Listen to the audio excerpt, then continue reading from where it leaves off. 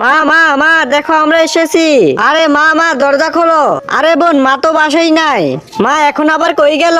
আরে টম্পা তোমরা কখন আসলা? আরে ভাই এই মাত্রই আসলাম। আরে ভাই তুমি কি আমার মাকে দেখেছো?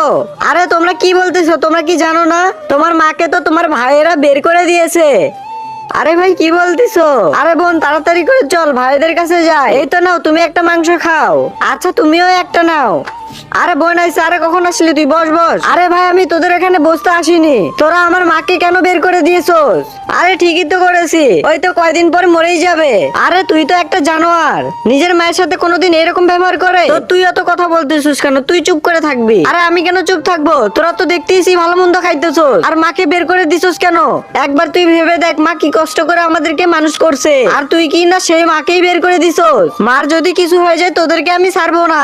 চল বোন আমরা মাকে খুঁজি। আরে এটা আমরা কি করে ফেললাম? আমরা তো অনেক বড় ভুল করে ফেলেছি।